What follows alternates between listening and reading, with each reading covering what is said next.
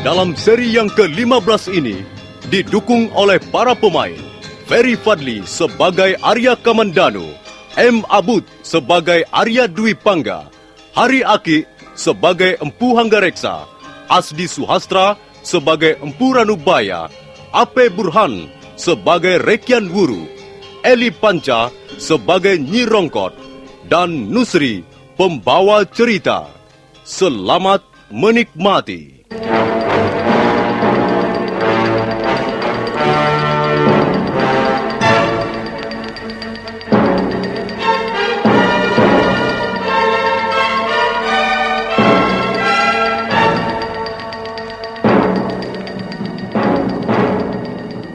Rekyan Wuru adalah bekas prajurit. Dia bekas perwira yang pernah membawahi 200 orang. Karena itu, walaupun usia tuanya banyak mengganggu, dia tidak begitu sulit untuk menundukkan Arya Kamandanu yang belum berpengalaman. Sekarang Rekyan Wuru sudah siap melampiaskan dendamnya. Pedangnya sudah terangkat tinggi ke udara. Nah, kau mau mengakui kesalahanmu atau tidak, Kamandanu? Tidak, Paman Wuru. Mata Rekyan Wuru mendelik. Napasnya ngos-ngosan karena menahan awa amarahnya ingin menjebol dadanya.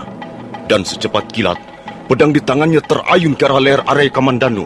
Mampus kau, anak berandalan!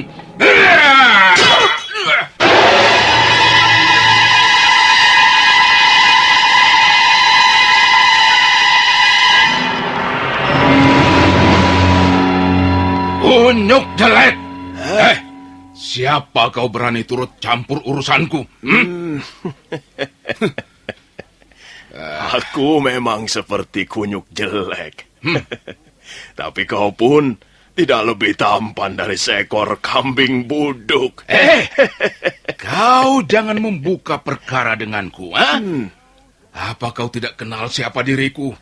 Rekyan Wuru, bekas prajurit Singasari. Pernah menjabat sebagai perwira yang membawahi 200 orang. Oh, hebat. Hebat ya. Tapi apa gunanya kau katakan hal itu padaku? Supaya kau segera enyah dari sini. Jangan begitu. Menakut-nakuti orang dengan cara seperti itu tidak baik. Mengapa tidak kau katakan saja siapa dirimu yang sebenarnya? Apa maksudmu? Kau adalah Rekyan Wuru. Warga desa Manguntur yang sudah peot. Mungkin dulu waktu masih muda kau pernah mengalami masa kejayaan. Ya, tapi sekarang ini kau tidak lebih dari orang tua yang kurang bijaksana. Kurang ajar. Kau menghina aku.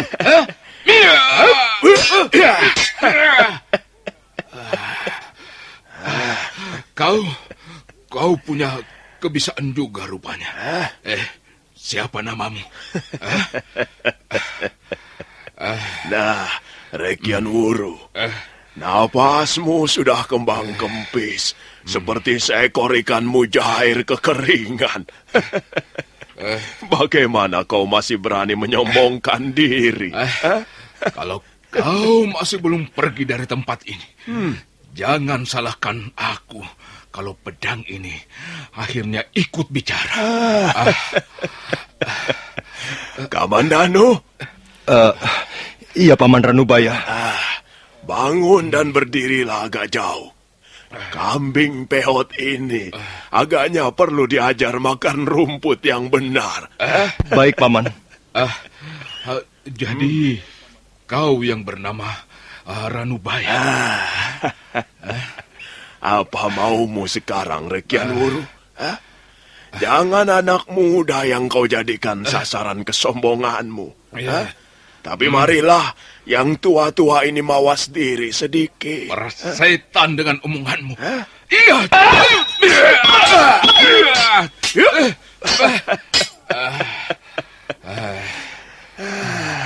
Bagaimana, Rekyan Wuru? Tunggu. Kau menggunakan jurus naga puspa.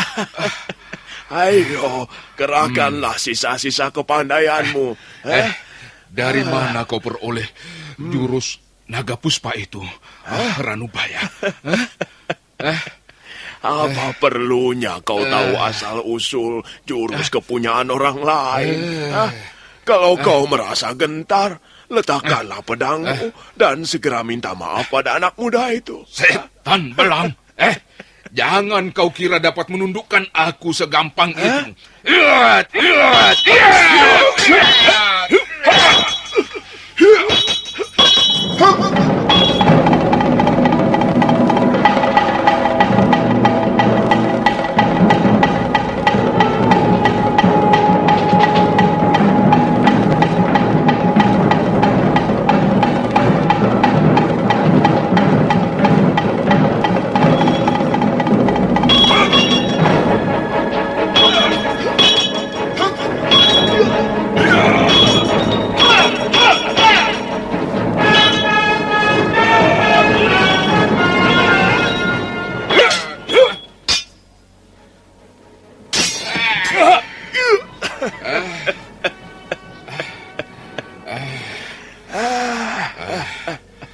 Sudahlah, Rekian Wuru. Apa perlunya kau marah-marah di sepanjang jalan sambil menyombongkan sisa-sisa kejayaanmu di masa lalu? Rekian Wuru yang sekarang bukanlah Rekian Wuru 30 tahun yang lalu. Iya. Rekian Wuru yang sekarang adalah Rekian Wuru yang sudah jompo. Nah, Rekian Wuru yang sudah pikun. Rekian Wuru, jadilah orang tua yang baik, yang bijak. Semakin tua, seseorang harus semakin bijak. Karena semakin banyak yang dilihat. Kalau kau mempunyai persoalan dengan anak muda itu, selesaikanlah dengan cara-cara yang seharusnya dipakai manusia.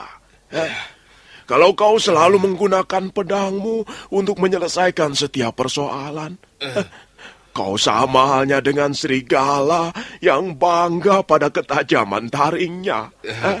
Tapi apa artinya 100 ekor serigala jika harus melawan manusia yang mempunyai budidaya?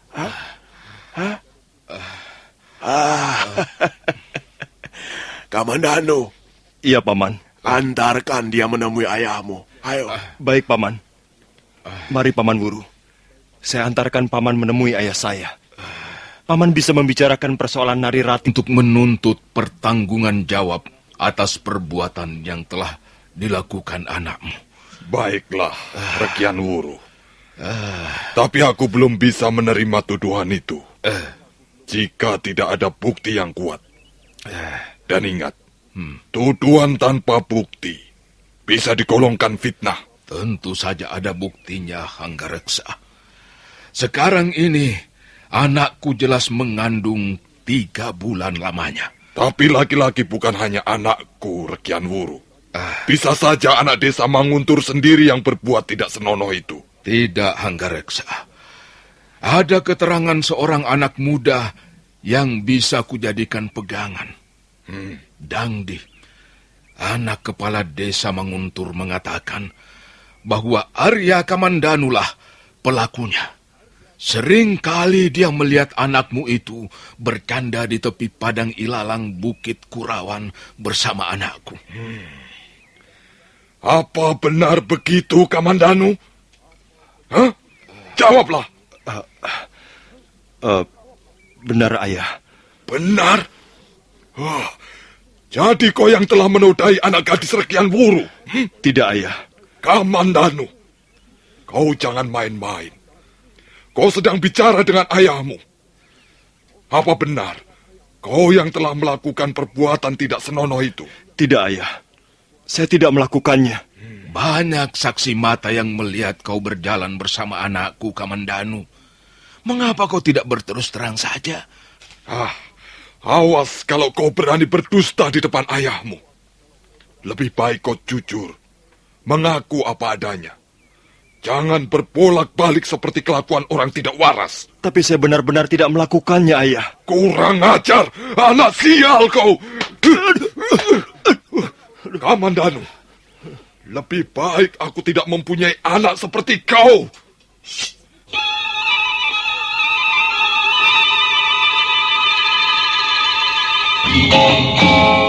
Jangan, Ayah! Jangan! Dwi Pangga, apa maksudmu? Bukan Adik Kamandanu yang melakukannya. Maafkan saya, Ayah. Maafkan saya. Apa maksudmu, Dwi Pangga? Sayalah yang melakukannya. Sayalah yang berbuat tidak senonoh. Kalau Ayah mau memukul, pukullah saya. Kalau Ayah mau membunuh, bunuhlah saya. Arya Dwi Pangga. Jadi rupanya kau biang keladi kekacauan ini. Kau yang membuat onar di desa Manguntur, lalu kau bawa ke rumah ini. Hah? Kurang ajar. Kurang ajar kau.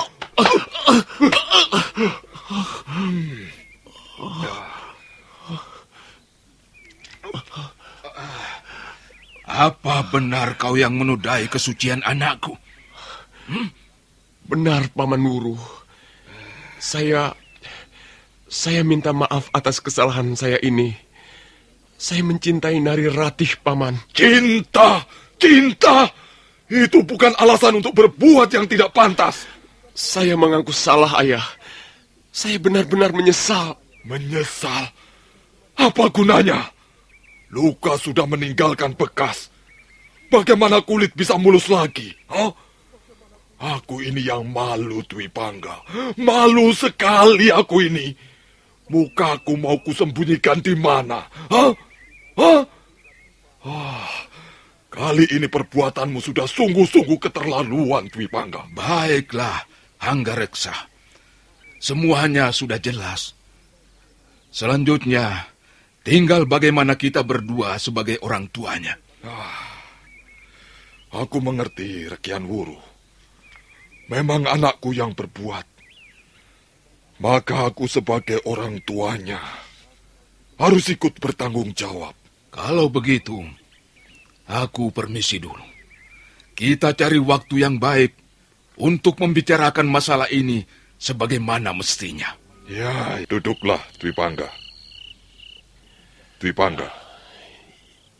Ya, Ayah. Apa benar kau mencintai gadis itu? Saya mencintainya, Ayah. Sungguh? Sungguh. Aku belum begitu yakin. Soalnya kau sering kali membuat onar perkara perempuan. Aku khawatir kali ini pun kau tidak bersungguh-sungguh. Kali ini saya bersungguh-sungguh, Ayah. Apa kau sudah mempersiapkan diri? Saya sudah bersiap mengawini Putri Rekian Wuru. Dan saya berjanji akan menjadi suami yang baik. Kau tahu artinya mengawini seorang gadis? Artinya kau harus sadar bahwa mulai saat itu kau sudah tidak bebas lagi. Kau mempunyai tanggung jawab yang lebih besar. Kau akan memasuki suatu tahap kehidupan yang jauh lebih rumit. Kau tidak bisa berbuat semau-maumu lagi.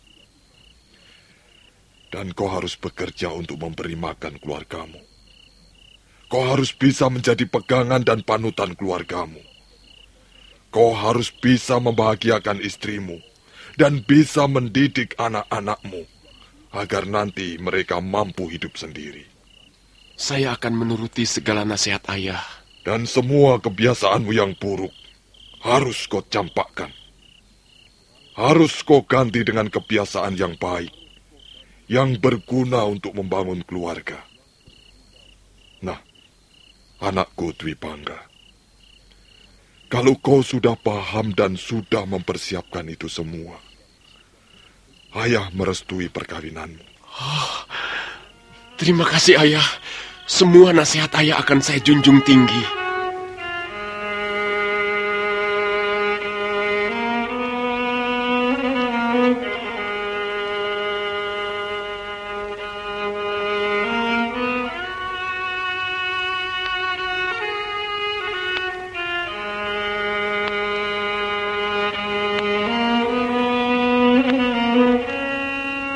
Dua hari setelah kejadian itu, Rekian Wuru dengan ditemani kepala desa Manguntur datang ke Kurawan.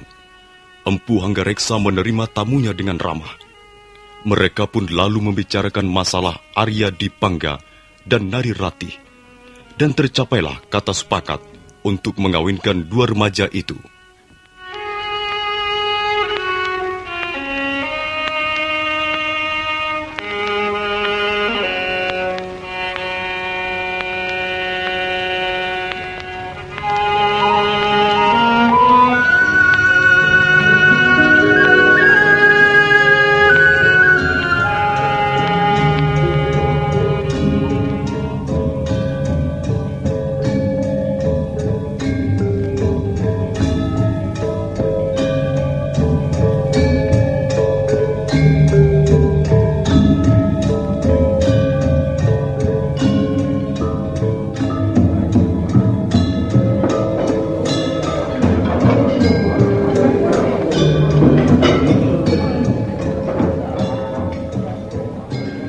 Pesta kawin antara Arya Dwi Pangga dan Nari Ratih cukup meriah. Pesta diselenggarakan di rumah Empu Hanggareksa. Nampak pengantin pria dan wanita duduk bersanding di pelaminan. Keduanya kelihatan bahagia. Para tamu pun yang datang dari Manguntur ataupun desa lainnya kelihatan gembira. Mereka sibuk bicara dengan teman duduknya sambil menikmati hidangan yang disediakan. Bi Ronggot. Iya, Gusti. Kau tidak melihat Kamandanu? Oh, tidak, Gusti. Tadi sore Angger Kamandanu, hamba lihat membantu memasang janur dan hiasan kursi pengantin. Tapi setelah itu, hamba tidak melihatnya lagi. Anak itu maunya apa? Banyak tamu-tamu kenalanku menanyakannya, Bi. Dulu mereka mengenalnya waktu masih kecil. Sekarang mereka ingin tahu sudah seberapa besarnya. Di rumah banyak orang dan semuanya sibuk. Kok malah tidak ada? Nanti kalau kau melihatnya lagi, suruh dia menemui aku, Bi. Ya, Gusti. Pesta kawin masih terus berlangsung sampai jauh malam. Sebagian tamu banyak yang turun ke gelanggang untuk menemani para pesindan menari. Di balik suasana gembira itu, nampak seorang pemuda berjalan dengan gontai. Dialah Arya Kamandanu. Mengapa hatiku menjadi gemuruh lagi? Nari Ratih, akhirnya kau menjadi milik Kakang Dwi Pangga untuk selamanya. Dan aku, bagaimana dengan Arya Kamandanu ini?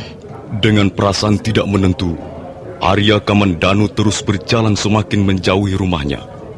Dia tidak tahu mau apa dan mau kemana. Dia hanya ingin membuang jauh rasa pedih yang menggores hatinya.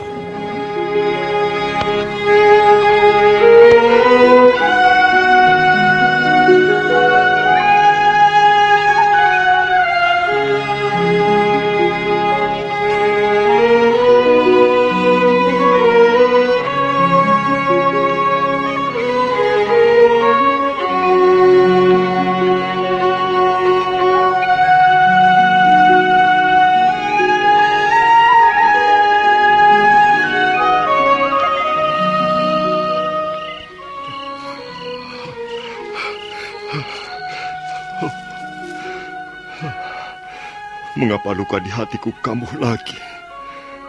Bukankah aku sudah merelakannya?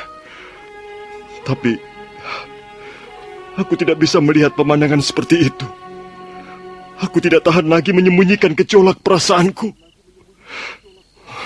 Maka lebih baik aku melarikan diri.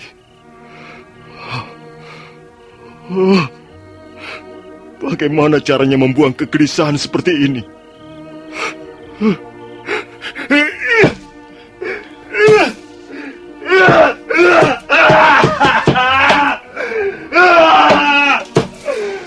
Arya Kamandanu karena pikirannya sedang kalut. Mendadak amarahnya timbul. Dia marah pada dirinya sendiri. Dia benci pada dirinya sendiri. Dan pohon di dekatnya menjadi sasaran. Arya Kamandanu memukul batang pohon itu bertubi-tubi. Tangan kiri kanannya secara bergantian terus menghantam pohon tak berdosa itu. Darah mengalir deras dari sela-sela jari tangannya. Tapi dia terus saja memukul. Sampai suatu ketika, nampak sebuah bayangan berkelebat ringan menghampirinya. Bayangan itu langsung menyergap tangan Arya Kamandanu yang sudah nampak kelelahan dan kesakitan. Kau datang lagi. Kau manusia bercadar hitam yang pernah kujumpai dulu. Jangan menyakiti diri sendiri. Siapa kau orang bercadar? Kasihan pohon itu. Dia tak punya salah apa-apa, tapi harus merasakan pukulan bertubi-tubi. Tapi sebenarnya lebih kasihan buku-buku tanganmu itu, anak muda. Biar saja tanganku remuk, tapi hatiku puas. Jadi kau ingin mencari kepuasan? Nah, mari ku bantu. Daripada memukul pohon yang keras begitu, lebih baik pukul aku. Baik, aku akan memukulmu.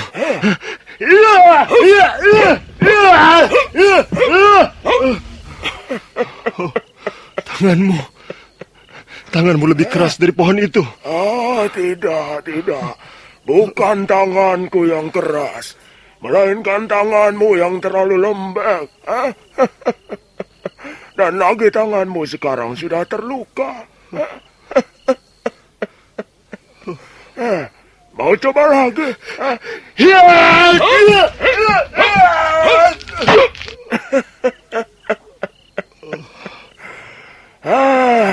Sudahlah anak muda. Aku tak bisa menemanimu sepanjang malam di tempat ini. Teruskanlah memukul pohon itu sampai tanganmu buntung.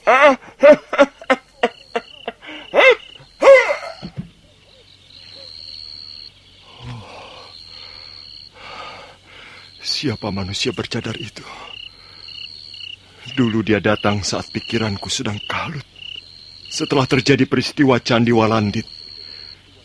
Sekarang dia datang lagi.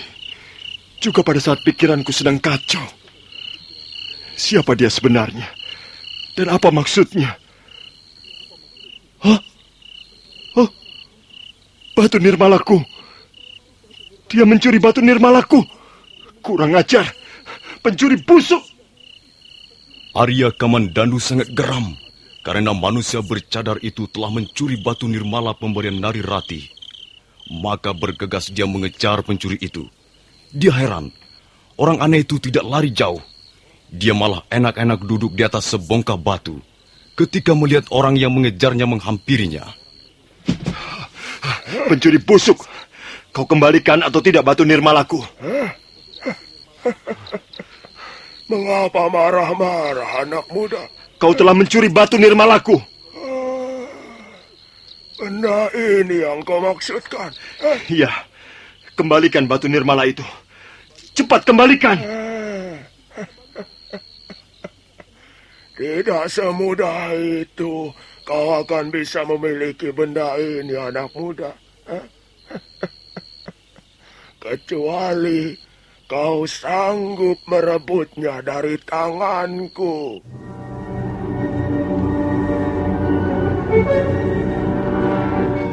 Nah, para pendengar sekalian, bagaimana kelanjutannya? Apakah Arya Kamandanu berhasil merebut batu nirmala itu? Dan siapakah sesungguhnya manusia bercadar itu? Silakan mengikuti episode berikutnya. Sampai jumpa.